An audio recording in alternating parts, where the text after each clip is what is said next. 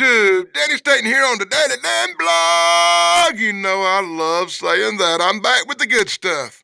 A good stuff special. Another comic book review. And today I'm checking out Masters of the Universe. That's right. I'm going to check out He-Man. I'm going to check out Masters of the Universe #2 from 2002 series. And it looks like it's drawn pretty good. It's got some good art in it. Does anybody remember He-Man?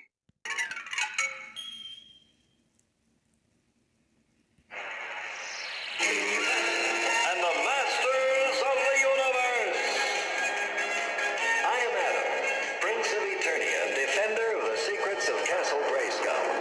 This is Cringer, my fearless friend. Fabulous secret powers were revealed to me the day I held aloft my magic sword and said, "By the power of Grayskull,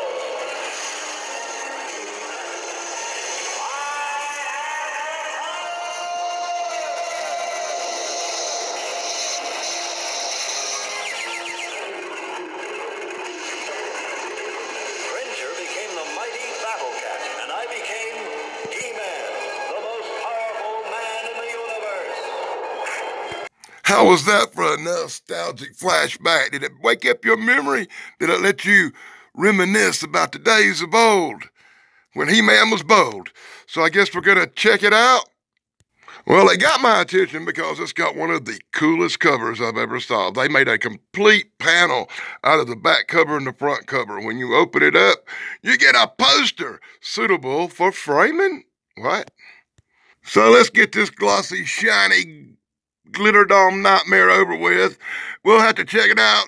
Yeah, I'm not happy with Image Comics because they have the glary, shiny, glossy pages. Makes it really hard to review it. And plus they do the multiple covers, and the multiple covers are always irritating, even though they do that little Orko guy. Really did justice in this comic book adaptation from 2002. See? #2. But I will give credit where credit's due. The art in this comic book is a lot better than I'm used to in these kind of comic books. Check out Castle Grayskull. It looks almost as good as it did in the cartoon, doesn't it? And it holds a lot of secrets. And this adventure, let me point out, what's the name of this adventure again? Here we go. The Shard of Darkness. You know, any comic book that's got a title for the story called The Shard of Darkness, it might turn out to be pretty interesting. So as He-Man and Man-at-Arms wander the halls of Castle Grayskull in search of the Sorceress. They've been summoned there to find out what the Sorceress's secret is that she wants them to handle. Oh, good gravy. So in full, shiny, glossy panels brought to you by the Daily Dan Blog, we get to see Castle Grayskull in all its radiant glory. And deep inside Castle Grayskull, that's what I ought to call it. Castle Grayskull, says the princess, on top of the pyramid of power. It's He-Man. He-Man, I have summoned you here for the greatest of all important task, as she descends the stairs like a fairy. Oh, Castle Grayskull, right? Okay, I should probably explain that joke. You're not going to get it. When we were young, I had a little brother named Jeff. And Jeff didn't speak exactly proper. So whenever he watched He-Man, he would call it Castle Grayskull. Castle Grayskull. And it became a family joke. So now you get it. If I say Castle Grayskull, it's because my little brother, and it's a joke. Don't get too serious, even though there's some fairies with wings in this comic book. The princess looks at Orko and says, "What on earth are you?" I'm kidding. She created that little spud back in the battle before time when dinosaurs ruled the earth. And in that great battle, the world was controlled by a giant major power crystal. It's set at the heart of Eternia, Atlantis, whatever you want to call it. The great crystal, the great power crystal, was destroyed. And now only shards of it scattered throughout the earth. And it is one of these small shards of the power crystal that gives He-Man and all Eternia, including the fairy, her power. And several pieces of the shard was lost. We do not know where they exist. The only other piece of the shard, the crystal, the other piece, another shard, is in the possession of guess who? Oh my God, the sorceress would say it. Yep, we've got to go find Skeletor's people. We got to find Skeletor and get the other piece of the crystal as we look for shards. I'm not going to tell you in my life what we used to call shards.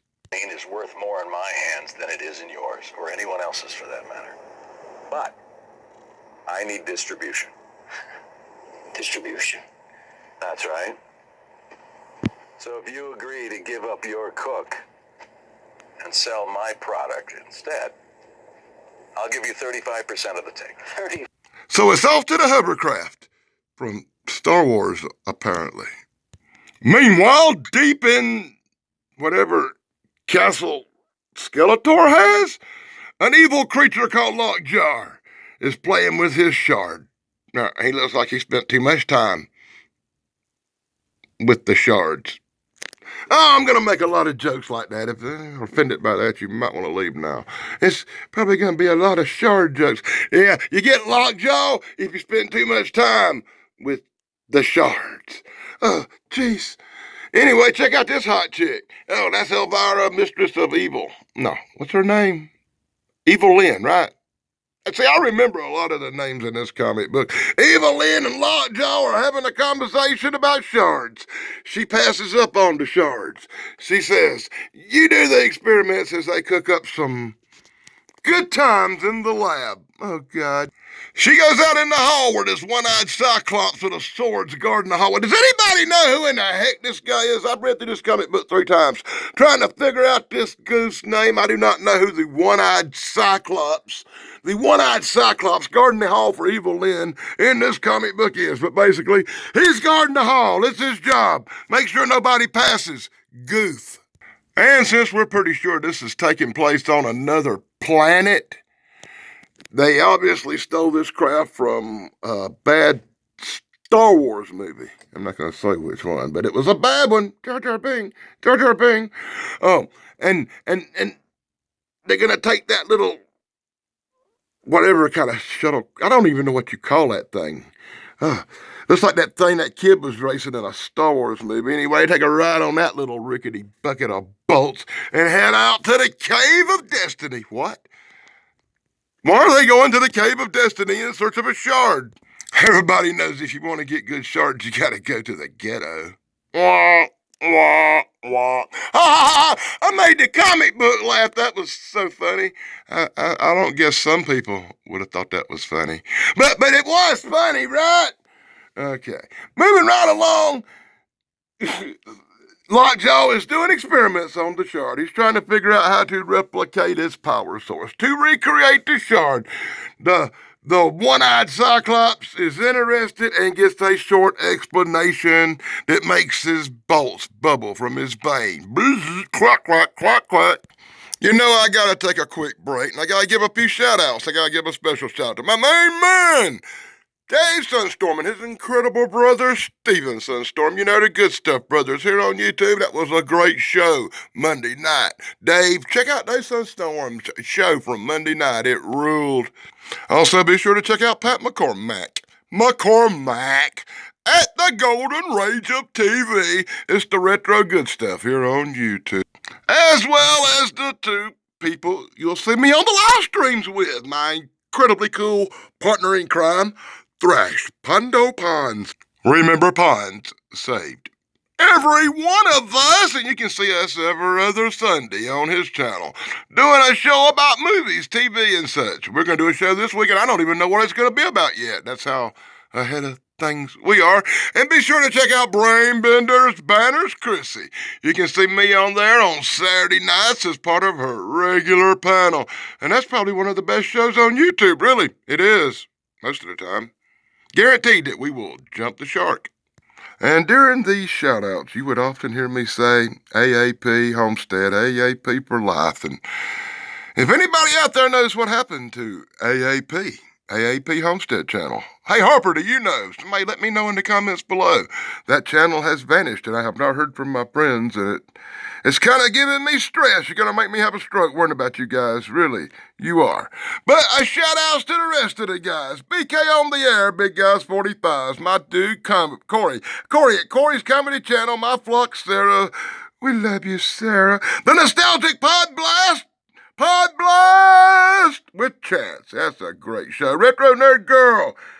And the Unapologetic Geek with another special shout out to Eric over at Gypsy Road. We're waiting on you to come back, brother. So in this shiny, glossy, freaking nightmare, full panels brought to you, Blog. I give you He-Man's descent into the fiery pits of hell. That's right, He-Man descends into a wasteland of fire, into the cave of destiny in search of the shard, and he hears the boom and the shroom. Yeah. He should take a couple of hits of that shard to give him some energy. He-Man jumps, thumps, and rumps. Check out the action scenes. He jumps from one stone to the other. Didn't I see that in an Indiana Jones movie too? Wait, didn't I? Dun, dun, dun, dun. Anyway, He-Man's on the case. He's on the trail. What was he thinking? So after pages of glossy, shiny adventuring. Oh, y'all made a bad joke, right, He-Man? He-Man has made it through. He has made it through the Cave of Destiny to where a piece of the shard must reside in this ancient, destroyed, whatever in the blue heck temple this thing once was. He ventures into the lost temple where he finds a lost piece of the shard, the great shard of the crystal, a lost piece. I wonder what it's going to look like when they get the crystal put back together. It contains the strength of the sword. He-Man is amazed. He wishes he had a lighter and a pipe with him. And just when he thinks about putting some fire to it, dun dun dun dun, a voice from behind him says, "It is quite captivating, your pretty crystal."